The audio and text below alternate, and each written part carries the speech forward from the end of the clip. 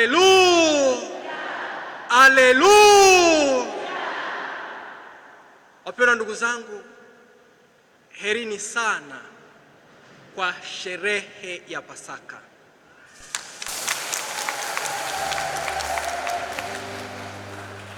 Kama nilivyosema katika utangulizi,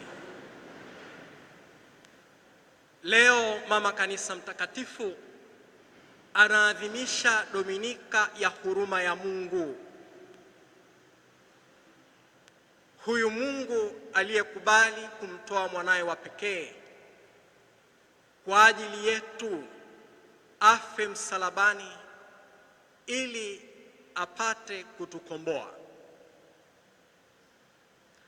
Lakini swali la kujiuliza, huruma ni nini? Tumekuwa tukilisikia hili neno huruma.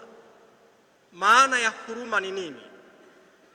Huruma mimi naitizama kama hisia fulani hivi ya kimoyo ya kuweza kuona matatizo ya watu au kuona hali ya mtu na kuchukua nafasi ya kutaka kumsaidia. Pale ambapo unapomwonea mtu huruma lakini usifanye lolote, wapendwa ndugu zangu, hiyo sio huruma. Huruma inastahili wewe uingie katika viatu vya huyu anayeteseka na uone ni kwa namna gani unavyoweza kumsaidia huyu. Hebu muulize jirani yako, una huruma? Una huruma? Amekujibu nini?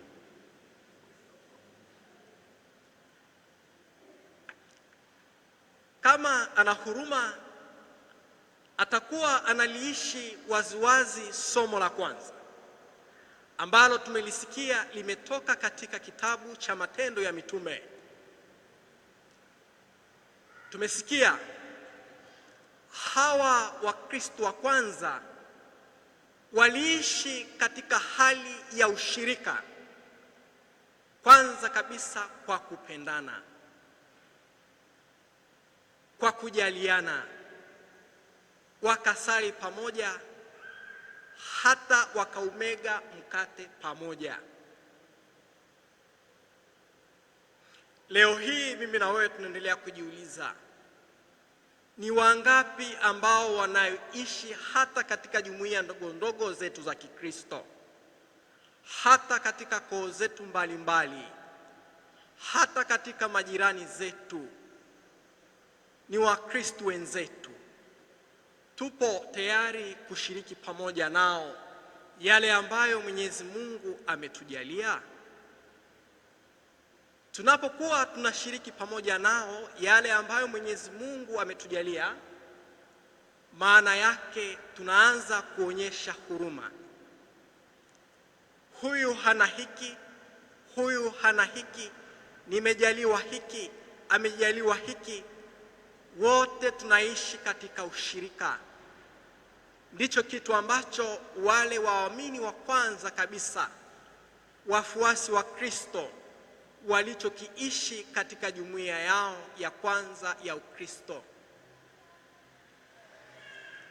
Hivyo ndivyo namna ambavyo somo hili la kwanza linatuonyesha kwamba tukiishi katika ushirika wa namna hiyo, kupendana na kujaliana, tunaanza kuishi huruma ya Mungu. Katika somo la pili kutoka waraka wa kwanza wa Mtume Petro kwa watu wote, tunaendelea tena kusikia Mtume Petro akiendelea kuongea na jumuiya ya kwanza ya Wakristo waliokuwa wanateseka.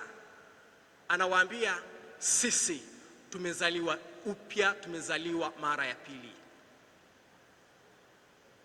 Nini maana ya kuzaliwa mara ya pili? Tunazaliwa mara ya pili kwa njia ya ubatizo, na ndiyo maana kwa sakramenti ya ubatizo sisi sote tunakuwa wafuasi wa Kristo tunakuwa ni mwili mmoja katika Kristo.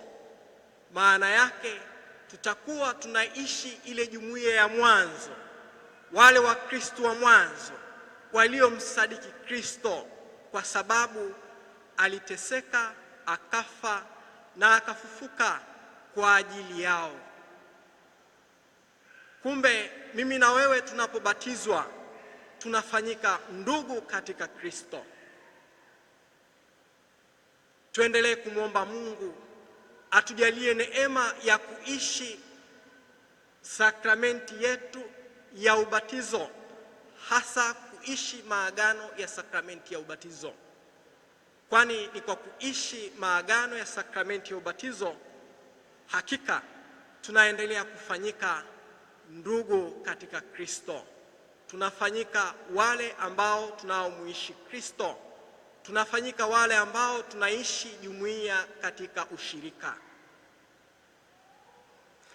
Katika somo la Injili kidogo hapa tunasikia tena wale mitume wa Yesu wamejifungia ndani. Ni ukweli kabisa, pale ambapo unapokuwa na rafiki yako au ndugu yako au mtu wako yeyote wa karibu akikusaliti, pengine hata kuwa na nguvu tena, hata uthubutu wa kuendelea kuishi pamoja na wewe kama ilivyokuwa mwanzo.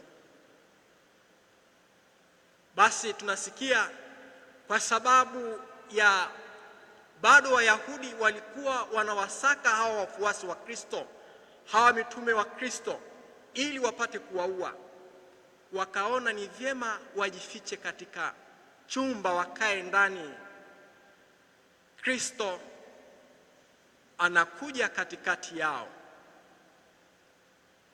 katika hali ya kawaida kabisa ya binadamu ya kufikiri.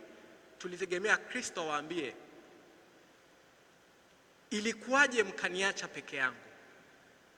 Wewe Petro, ilikuwaje ukanisaliti tena mara 3? Ilikuwaje mkanikimbia? Hamkuwa na mimi wakati nilipowahitaji zaidi. Lakini kinyume chake anawaambia, amani iwe kwenu, amani iwe kwenu. Huko ndiko ambako bado huruma ya Mungu inaendelea kujionyesha kwetu sisi.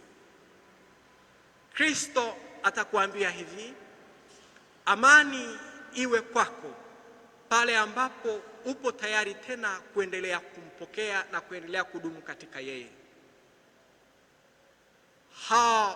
Wanafunzi wake walifurahi baada ya kumwona Kristo mfufuka, hata akawaambia, tazameni mikononi mwangu makovu ambayo niliyoyapata, ili wapate kusadiki ya kwamba ni yeye na sio mzimu wanaouona. Yale makovu ya Kristo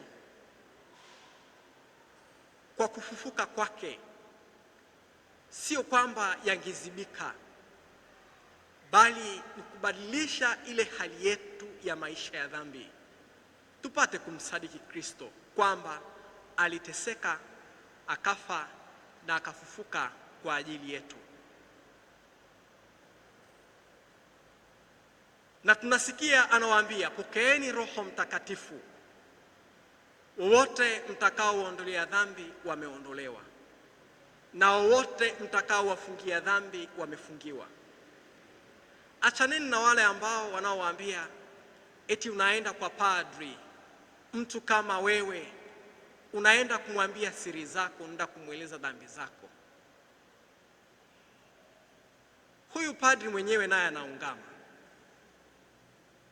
Na ndiyo maana Kristo akaendelea kuwapa utume huu, pokeeni Roho Mtakatifu.